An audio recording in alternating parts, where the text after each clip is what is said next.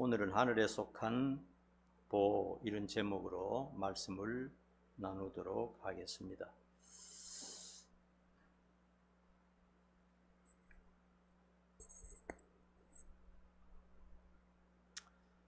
사서 삼경이라는 말을 들어보셨죠?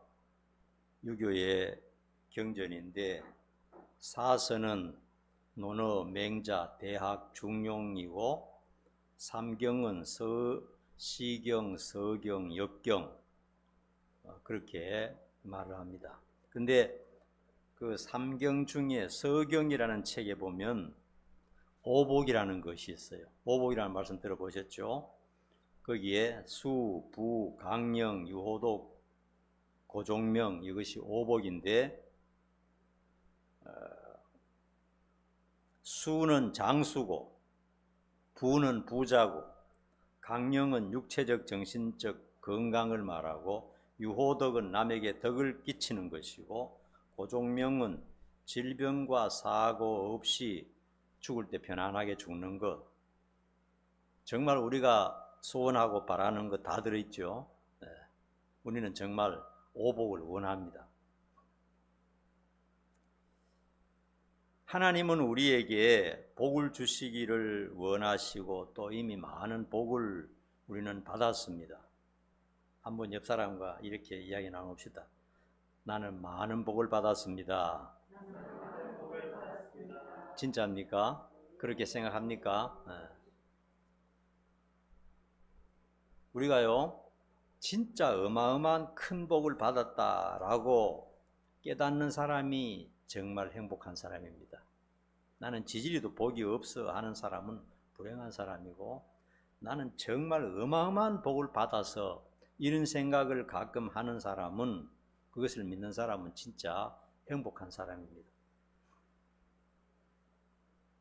특별히 오늘 본문에는 하늘에 속한 신령한 복을 우리에게 주셨다 말씀하셨어요. 세상의 오복은 정말 사람들이 좋아하고 바라는 것이지만 일시적인 것입니다. 얼마 못 가요. 순간적인 것입니다. 있다가 금방 사라지는 것입니다. 그러나 하늘에 속한 복은 영원한 것입니다. 없어지지 않는 것입니다. 하늘에 속한 복은 이 세상에 없는 것이고 영적인 복으로서 오묘하고 놀랍고 신비하고 영원한 것이다 하는 것입니다. 첫 번째로요, 창세 전에 그리스도 안에서 우리를 선택하셨다 이렇게 말씀하셨어요. 한번 읽어봅시다. 이 4절 3절 4절 같이 읽습니다. 시작. 찬송하리로다 하나님 곧 우리 주 예수 그리스도의 아버지께서 그리스도 안에서 하늘에 속한 모든 신령한 복을 우리에게 주시되 곧 창세 전에 그리스도 안에서 우리를 그 사랑 안에서 그 안에 거룩하고 흠이 없게 하시려고. 창세 전에, 그러니까 세상이 만들어지기 전에 그리스도 안에서 우리를 선택하셨다. 우리가 이해하기는 너무나 어려운 말씀입니다. 그러나 하나님의 말씀이고 성경에 들어있으니까요. 한번 생각해 봅시다. 여러분이 타고 다니는 자동차에 들어가는 부품이 몇 가지나 들어갑니까? 부품이 몇 가지나 있다고 생각합니까? 5,000가지에서 10,000가지라고 합니다. 그걸 우리는 다 모르죠? 비행기에는 수백만 개의 부품이 들어가고 여러분이 가지고 다니는 핸드폰에는 700개에서 1,500개의 부품이 들어간다라고 합니다. 하나의 자동차를 만들고 그것을 움직이게 하고 또 안전하게 하려면 거의 완벽한 설계가 필요합니다. 몇 년 전에요, 현대 자동차에 투싼이라는 차가 있어요. 투싼 신형을 설계하던 책임자가 거기에 이제 설계를 하는데 실물이 나오기 전에 분명한 설계 청사진이 있어야 되잖아요. 도면이 있어야 되거든요. 그 설계자가요, 이제 집중해서 하다가 수개월 동안 잠도 제대로 자지 못하고 거기에 매달려서 탈진했는데 그것을 잘 끝냈어요. 끝내고 난 다음에 정신적으로 붕괴가 와가지고 자살하고 말았다는 겁니다. 자동차는 나왔어요. 지금 다니는 투산입니다. 그에게는 부인도 있고 어린 딸도 있어요. 그런데 너무 탈진하는 바람에 그걸 견디지 못하고 그냥 스스로 목숨을 끊었다 하는 그런 얘기를 듣고 너무나 마음이 아팠어요. 여러분, 하나의 실물, 하나의 자동차가 세상에 나오기 현실화되기 전에 5,000가지의 부품과 조립 과정이 완벽하게 청사진이 이루어져야 됩니다. 그냥 일단 한번 시도나 해보자, 만들어보고 안 되면 뭐 그만이고, 그렇게 해서는 절대로 되지가 않아요.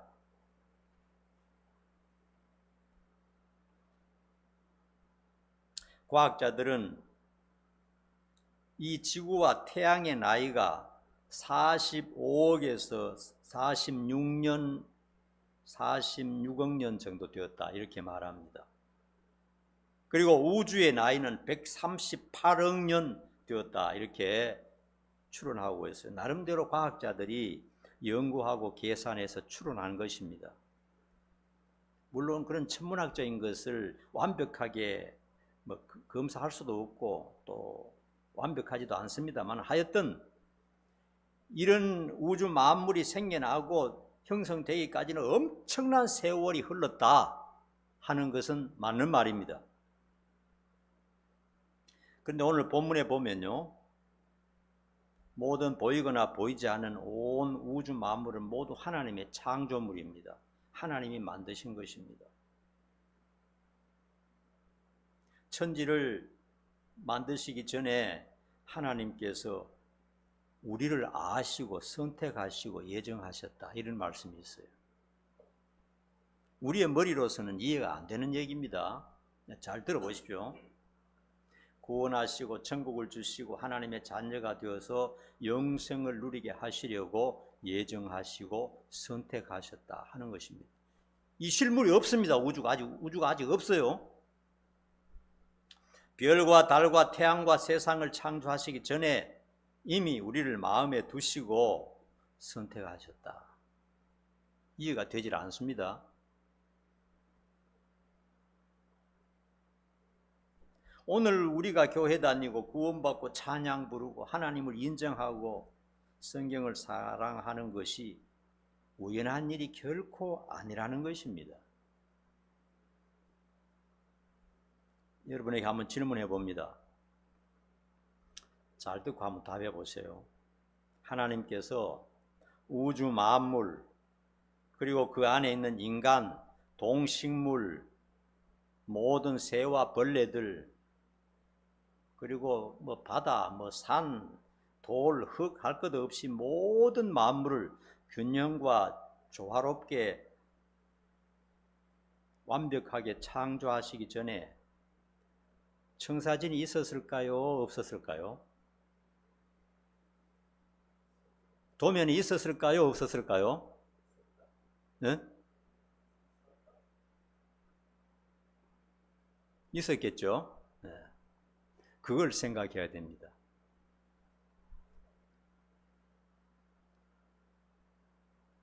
여러분, 비행기를 만드는데 수백만 개의 부품이 들어가고요, 아주 작은 것에서부터 아주 큰 것까지 정확하고 확실하게 조화가 되고 또 설계가 있어야 되는 겁니다.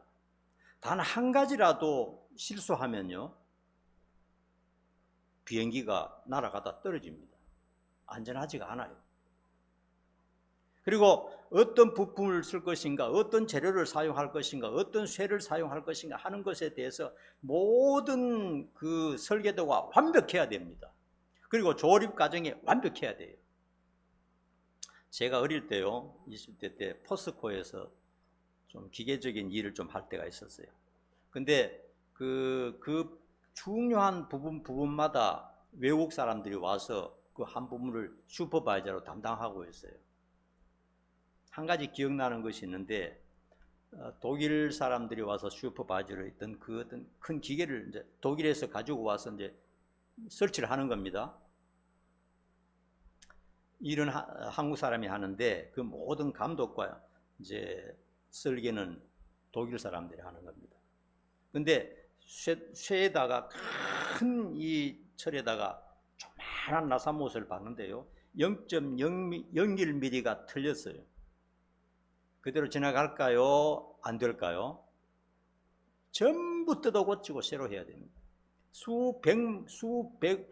백만 원, 수천만 원이 들어가도 안 되는 거예요. 0.01mm입니다. 눈으로 보기에는 뭐 별로 보이지가 않아요. 그런데 그 사람들이 정확하게 해보고 0.00mm가 틀렸다 그러면 전부 뜯어 고치고 새로 해야 되는 겁니다. 그만큼 정확해야 되는 것이 중요한 기계일수록, 중요한 것일수록 조그마한 오차와 조그마한 조화가 틀려도 안 되는 것이에요. 결국은 고장나서 전부 터지는 것입니다.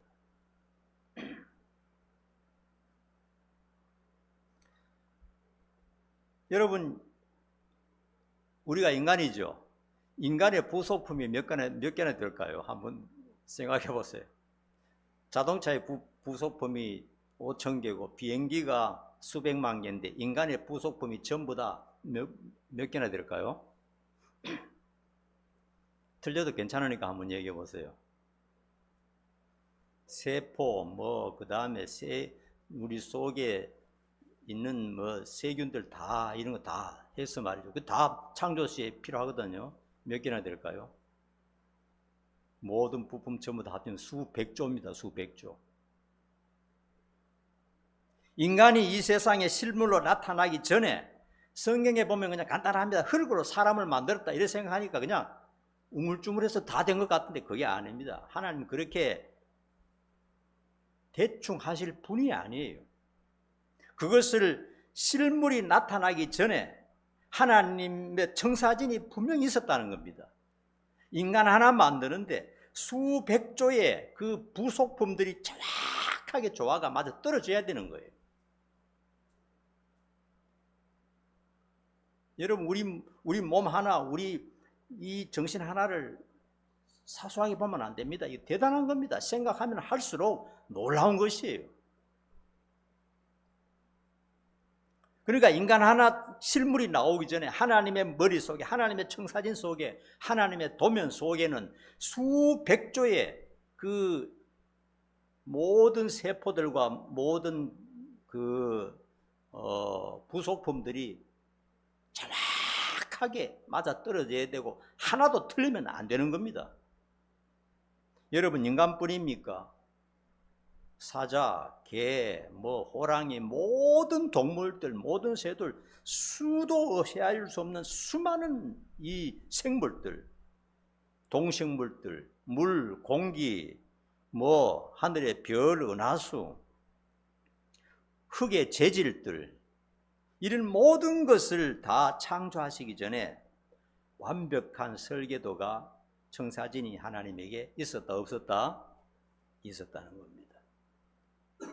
사람도 마찬가지입니다. 인간이 이 세상에 태어나기 전에 모든 것을 예정하시고 준비하셨다는 것은 한 인간이 태어나서 어떻게 살다가 어떻게 끝날 것인가에 대해서 이 세상이 만들어지기 전에, 사람이 만들어지기 전에 하나님은 완벽하시기 때문에 한 사람 한 사람에 대한 모든 다이아그램이 전부 다 청사진 속에 있었다는 것을 말하는 겁니다.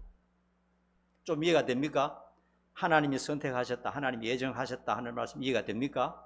우리가 이 세상에 태어나기 전에, 벌써 수천 년, 수만 년 전에 하나님은 한 인간이 어떻게 태어나고 어느 집에서 태어나고 어떻게 살다가 어떻게 이 세상을 끝나게 된다 하는 것 전부 다 하나님의 설계도 속에 있었다는 겁니다.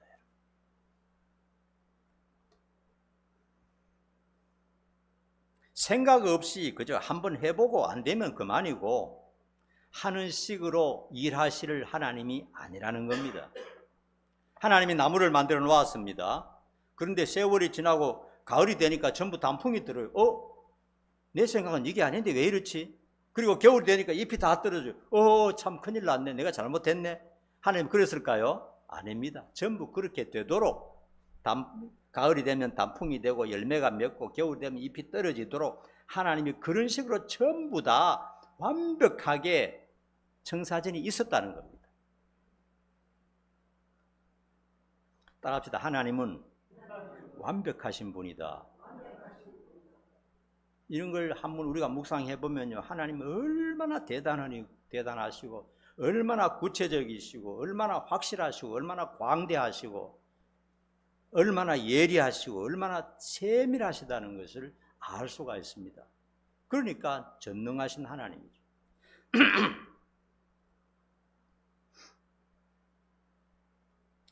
그러므로 세상에 보이거나 보이지 않는 모든 것들은요, 인간을 포함해서 실물 이전에 하나님의 완벽한 설계도가 있었다. 이것이 오늘 말하는 하나님의 선택이고 하나님의 예정이라는 겁니다. 아직 아무것도 없어요. 없는데 모든 인간에 대한 설계도는 개별적으로 다 하나님 머릿속에 청사진이 다 있었다. 도면이 다 있는 거예요. 도면이 없는데 나온 건 없어요.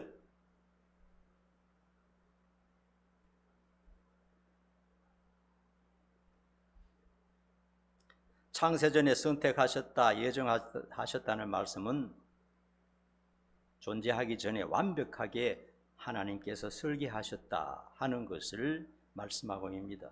그러므로 한 인간의 출생과 구원과 영생이란 천지 창조보다 더 오묘하고 깊고 놀라운 것이다 하는 것입니다. 그리고 말씀해 보니까 예수님께서 우리 죄를 위하여 십자가에서 죽으시고 책임지신다 하는 것을 하나님이 믿으시고 우리를 선택하셨다 하는 것입니다. 여러분, 인간의 조건을 예측하고 저거 만들어 놓으면 앞으로 잘할까 못할까 그렇게 하셨다면 100% 실패할 수밖에 없어요. 그거 따지지 않고 선택한 인간의 죄악을 완전히 책임질 보안을 예수님이 가지고 계신다. 예수님은 100% 성공한다. 내 아들 예수는 100% 인간을 살릴 수 있는 것을 보장할 것을 하나님이 믿고 선택하셨다는 겁니다. 그러므로 하나님의 선택에는 실패가 없다 하는 것입니다. 좀 어려웠죠? 창세전에 그리스도 안에서 우리를 선택하셨다 하는 얘기가 그만큼 어려운 겁니다. 그 정도 얘기하겠습니다. 두 번째로요, 그 기쁘신 뜻대로 예정하셨다 이렇게 말씀하셨어요. 다 어려운 얘기입니다. 앞으로 누군가 선하게 행동할 것을 미리 아시고 하나님이 이놈은 해놓으면 앞으로 잘할 거야 그렇게 아시고 예정하신 것이 아니라는 겁니다. 성경에는 그런 얘기가 너무나 많습니다. 우리의 신분, 우리의 민족, 우리의 도덕성, 우리의 행동을 비롯한 어떤 인간적인 조건도 하나님의 예정 속에는 없어요. 인간을 보고 선택하신 것이 아니라는 것입니다. 그럼 왜 예정하셨습니까? 예정하신 조건이 뭐예요? 예정하신 조건이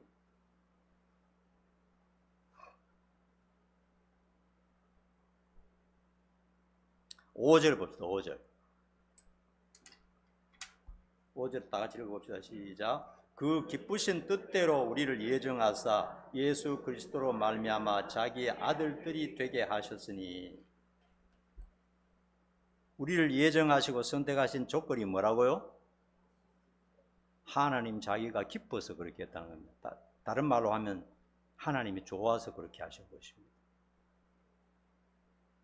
아무도 몰라요. 하나님 마음을 들어가 볼 수가 없으니까 모르는 겁니다.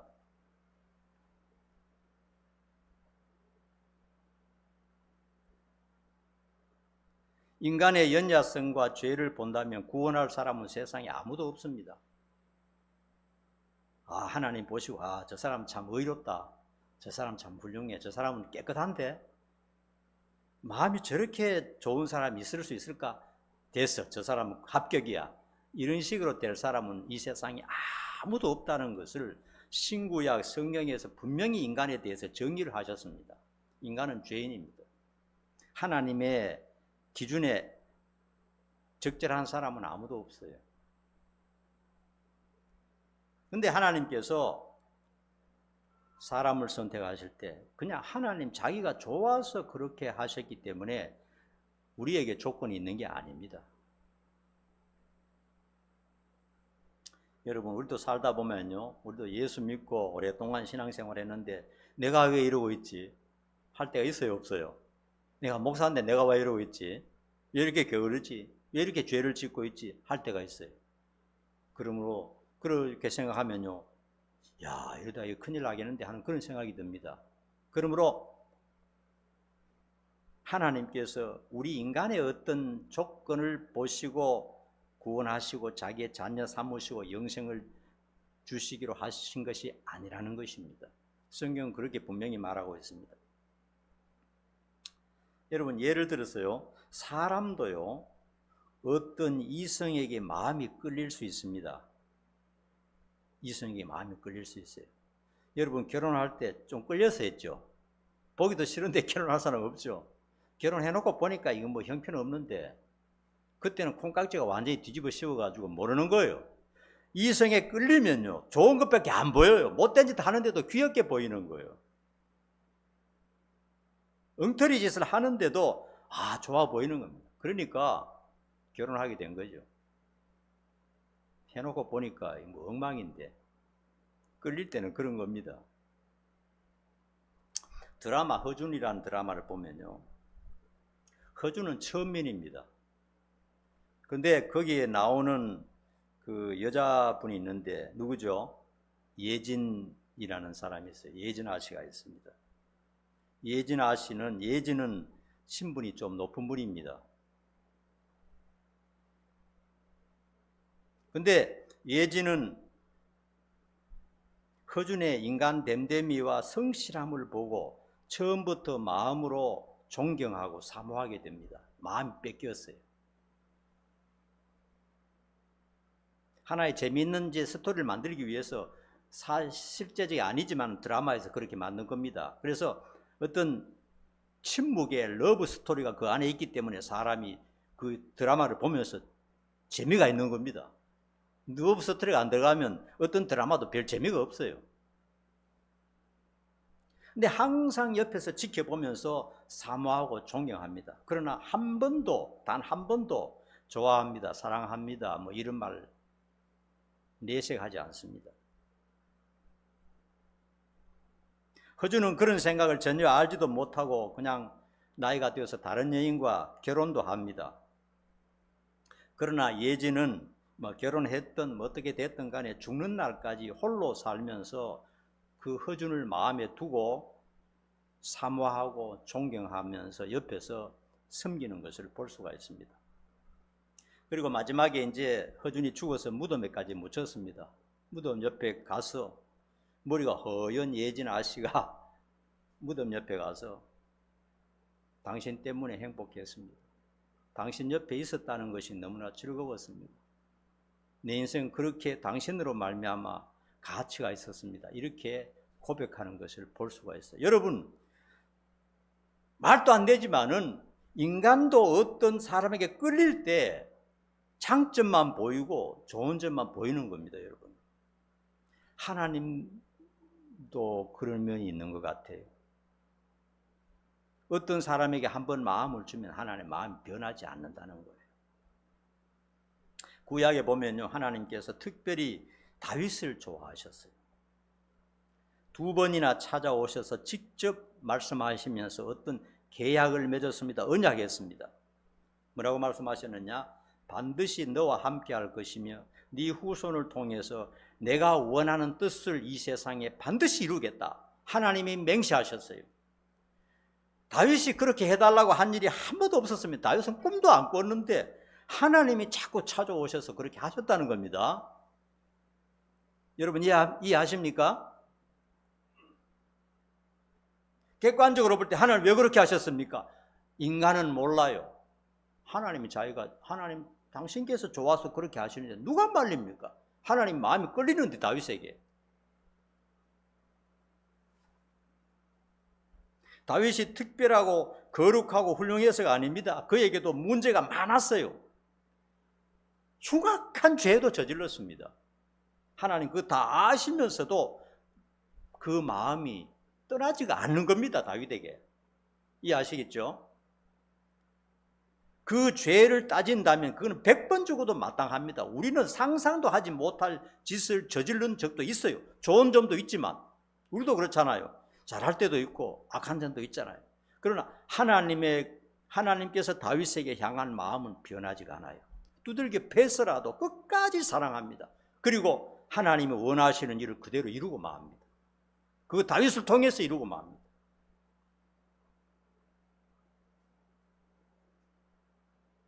그 기쁘신 뜻대로 예정하셨다는 뜻이 그 속에 담겨 있는 겁니다. 인간의 조건을 보는 게 아닙니다. 죄 많고 부족한 나를 좋아하셔서 선택하시고 정하셨다는 사실을 우리도 믿어야 합니다. 한번 따라합시다. 하나님께서 나를 좋아하신다. 좋아하시기 때문에 오늘 내가 여기 있는 겁니다. 그걸 믿어야 돼요. 그리고 하나님이 좋아하시기 때문에 평생 보장합니다. 부족한 점도 많고 죄도 많고 게으른 점도 많아요. 다른 사람에게 비추어서 나은 점이 하나도 없어요. 그러나 하나님께서 마음이 끌렸기 때문에 오늘 내가 여기에 와서 예배 드리고 있는 겁니다. 여러분, 하나님을 사랑하고 있는 겁니다. 세 번째요, 은혜의 영광을 찬송하게 하시려고 그렇게 하셨다는 겁니다. 목적이 그겁니다. 6절 말씀 봅니다. 같이 읽습니다. 시작. 이는 그가 사랑하시는 자 안에서 우리에게 거저 주시는 바 그의 은혜의 영광을 찬송하게 하려는 것이라. 우리가요, 예수를 믿고 조금 깨달으면요, 하나님의 은혜를 알기 시작합니다. 나같이 죄 많은 것을 하나님이 참 거저, 여기 거저라는 말이 나왔죠. 거저 은혜로 값없이 이렇게 구원해 주셨구나 하는 것을 조금씩 처리들면서 깨닫게 돼요. 깨닫게 되면 감사가 나옵니다. 하나님은 그것을 목적으로 하는 겁니다. 잘난 사람요, 똑똑한 사람, 대단한 사람 선택해 놓으면요, 감사할 줄 몰라요. 당연히 내가 그런 사람인데 그래야지. 내 세상에 나만큼 거룩한 사람 어디 있어? 나만큼 죄 안 짓고 산 사람 어디 있어? 나만큼 하나님 잘생긴 사람 어디 있어? 나만큼 교회를 부으시고 크게 한 사람 세상에 어디 있어? 이러면요, 하나님 앞에 눈물의 감사가 나오질 않아요. 나는 정말 죄인이고 나는 정말 천박하고 나는 정말 쓸모없는 인간인데 그냥 100% 하나님의 은혜로 100% 예수님의 공로로 나를 이렇게 선택해 주시고 사랑해 주셨다. 하나님 감사합니다. 그 말 듣고 싶으신 겁니다. 하나님은. 그래서 하나님은요, 자랑하고 교만한 사람 제일 싫어합니다. 절대로 구원하지 않습니다. 아무리 부족하고 미련하지만요, 하나님의 은혜에 감사하다 하는 사람을 사랑하시고 끝까지 붙들어 주신다는 겁니다. 여러분, 우리에게 일평생에 가장 중요한 일이 무엇입니까? 마음속으로 하나님께 깊이 감사하고 입으로 찬양하는 겁니다. 이게 하나님께 해드릴 최선인 것입니다. 이 세상에 살면서 마음속으로 하나님께 깊이 감사하고, 거짓이 아닙니다. 깊이 감사하고 입으로 찬양하는 것입니다. 숲과 나무와 산과 바다를 보면서 하나님을 생각하며 찬양하는 것이 당연합니다. 이렇게 보면요, 사람들이 여행 다니고 바다와 또 놀라운 환경을 보면서 야, 자연 정말 아름답다 하지만 그 속에 하나님은 없어요. 우리는 다릅니다. 우리는 그것을 봤을 때 하나님이 전부 이렇게 하셨다, 저절로 하나님에게 영광이 돌아갑니다. 하나님 아니면 누가 그렇게 만들었겠습니까? 하나님 그걸 원하는 겁니다. 하늘과 별과 달과 태양과 은하수를 보면서 상상할 수도 없는 세계를 보면서 광대하신 하나님을 찬양합니다. 하나님의 손가락으로 만들었다 그랬어요. 저렇게 큰 우주를. 하나님이 얼마나 대단하신가 하는 것에 대해서 우리는 마음속으로 하나님을 찬양합니다. 알면 알수록 찬양이 나옵니다. 그리고 또 하나님께서는 인간에게 지혜를 주셔가지고요, 차도 만들고 비행기도 만들고 컴퓨터도 만들고 스마트폰도 만들고 요즘은 로봇을 만들어 가지고요, 로봇이 얼마나 많은 일을 하는지 모릅니다. 의료 장비도 만들어서 건강하게 합니다. 이렇게 하심도 전부 하나님의 은혜니까 하나님을 찬양하는 겁니다. 여러분 믿습니까?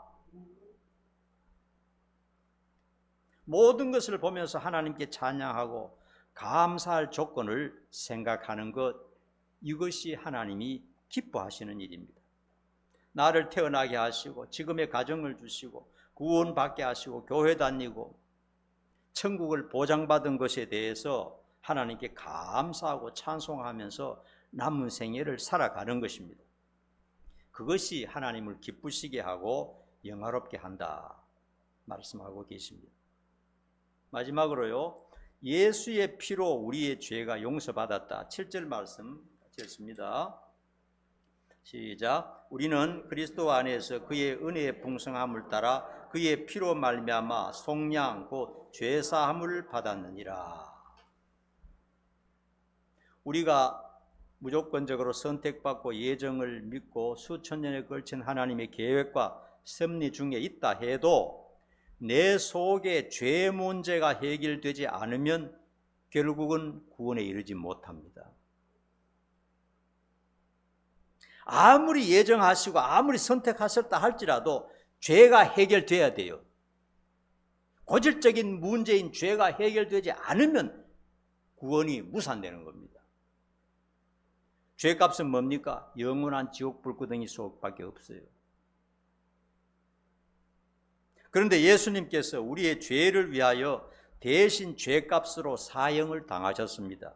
그래서 우리의 죄를 전부 제거하셨다 하는 것입니다. 우리가 그것을 믿을 때 우리의 죄가 용서받게 된다고 말씀하고 계십니다. 인간으로서는 절대로 해결할 수 없는 그 빚을, 지난번에 말씀드렸죠, 1만 달란트나 되는 빚을 하나님의 아들이 부여하시니까 해결하심으로 우리는 삭제가 됐다는 겁니다. 예수님을 믿음으로 우리의 죄가 다 용서받게 되기 때문에 고질적인 문제가 해결되므로 구원이 완벽하게 이루어진다 하는 사실입니다. 성경 세 군데 찾아서 우리 읽고 한번 결론 내도록 합시다. 요한복음 3장 16절부터 한번 읽어봅니다. 같이 시작. 하나님이 세상을 이처럼 사랑하사 독생자를 주셨으니 이는 그를 믿는 자마다 멸망하지 않고 영생을 얻게 하려 하심이라. 여기 보니까 다른 조건이 없어요. 예수를 믿는 자마다, 예외가 없습니다. 다른 어떤 것도 요구한 게 없어요. 하나님 보내신 예수를 믿는 자마다 영생을 얻는다. 영생. 그 다음에 이사야 53장 5절 가지입니다. 시작. 그가 상함은 우리의 죄악 때문이라. 그가 징계를 받음으로 우리가 평화를 누리고 그가 채찍에 맞음으로 우리가 나음을 입었도다. 우리의 모든 허물과 죄악을 예수님께서 전부 대신해서 당하셨기 때문에 우리는 구원받는다 하는 것이고, 로마서 10장 13절도 봅니다. 시작. 누구든지 주의 이름을 부르는 자는 구원을 받으리라. 한 가지 말씀드리고 싶은 것은, 그러면 아직 믿지 않는 내 친구, 내 가족들은 어떻게 하냐? 여러분, 자동차 설계가요 2년마다 한 번씩 부분적으로 이렇게 갱신이 된다고 합니다. 그리고 4년마다 한 번씩요 완전하게 새 차로 이렇게 거듭난다고 합니다. 여러분, 하나님 말씀에도요, 신약에 넘어오면요 이렇게 갱신이 돼요. 어떤 말씀입니까? 누구든지 주의 이름을 부르면 됩니다. 어려운 거 없어요. 지금은 하늘의 문이, 천국의 문이 활짝 지금은 열려 있는 상태입니다. 선택을 떠나서, 예정을 떠나서 누구든지 예수님의 이름을 부르기만 하면 즉석에서 구원을 받게 된다 하는 사실입니다. 그러므로 우리 남은 인생 하나님께 적극적으로 감사하며 순종하며 살아가는 우리 모든 성도들 되기를 간절히 축원합니다. 기도하겠습니다. 우리에게 이 세상에 축복뿐만 아니라 하늘의 신령한 모든 복을 허락하신 하나님 진심으로 고맙고 감사합니다. 우리는 정말 죄로 말미암아 영원히 지옥 갈 수밖에 없는데 하나님의 은혜로 예수님의 공로로 성령님의 역사로 말미암아 죄 용서받고 구원받고 하나님의 자녀되고 천국에서 영생을 누리게 하신 것 너무나 감사합니다. 이 사실을 기억하고 이 세상에 살아있을 동안 하나님께 순종하며 감사하며 사는 우리 모두가 되도록 도와주시옵소서. 예수님 이름 받들어 간절히 기도하옵나이다. 아멘. 찬양합니다.